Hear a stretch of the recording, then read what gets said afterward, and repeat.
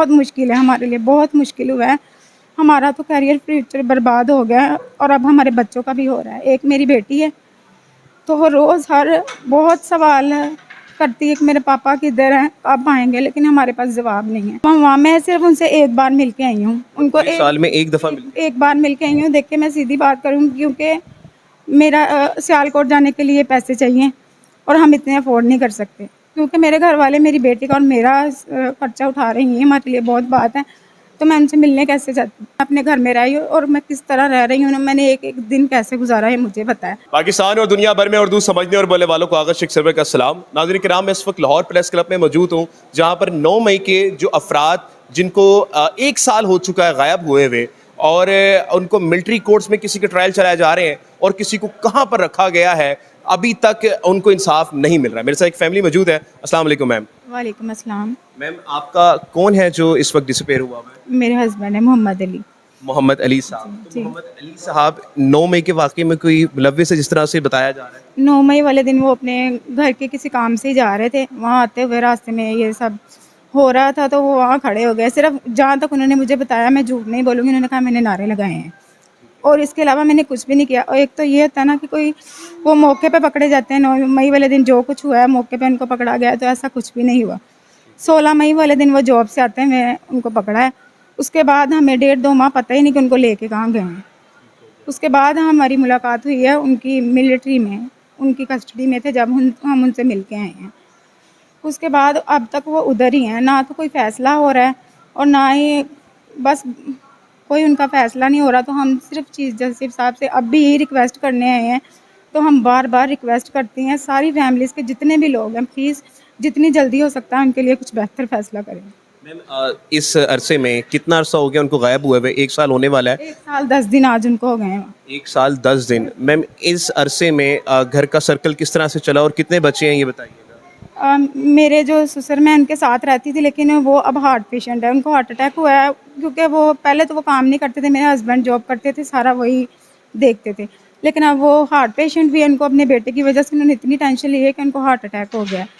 और उसके बाद अब वो खुद जॉब कर रहे हैं और अपना खुद ही जो सर्कल चला रहे हैं। और मुझे 1 साल 10 दिन हो गए मैं अपनी मदर के पास हूँ और हम 5 बहनें हैं, एक हमारा भाई है कमाने वाला। तो मेरा जितना भी खर्चा है ना, सारा इस टाइम मेरी फैमिली अफोर्ड कर रही है और बहुत मुश्किल है हमारे लिए, बहुत मुश्किल हुआ है।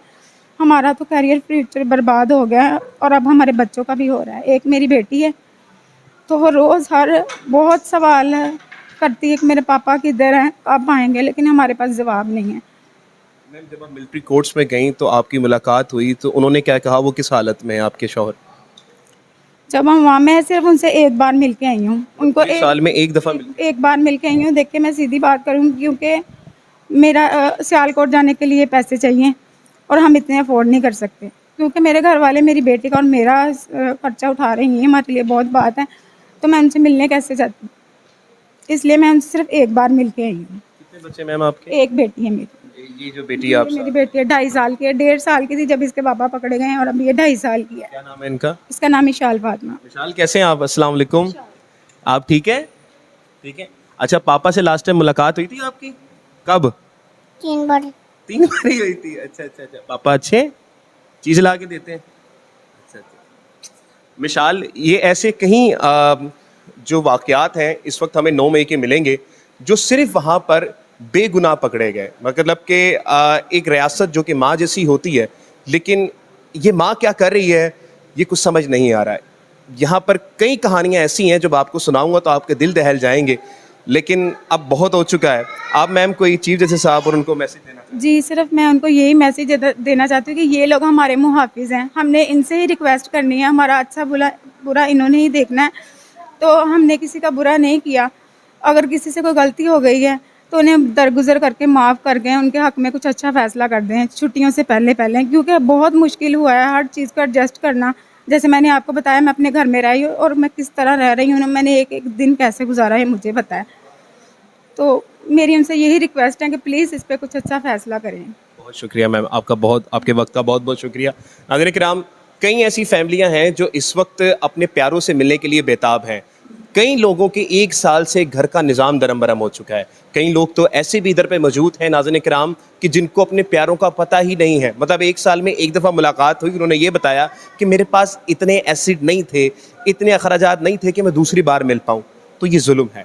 एक प्यारे का, एक बेटी की अपने बाप से मोहब्बत, एक वाइफ की अपने शौहर से मोहब्बत, और उसका कत्ल किया जा रहा है जिस तरह से। ये अल्फाज सोच मेरे पास इस वक्त नहीं है, और अवाम इस वक्त एक तरफा खड़ी हुई है जो कि बयानात पे बयानात बता रही है। बहुत से ऐसे ख़ानदान मैं आपको मिलवाऊंगा भी, लेकिन ये एक कहानी नहीं, कई कहानियां हैं। मेरी दुआ है कि अल्लाह इनको सब्र दे, और साथ में चीफ़ जस्टिस साहब से भी अपील है कि जल्द से जल्द कोई ना कोई फ़ैसला करें। पाकिस्तान जिंदाबाद।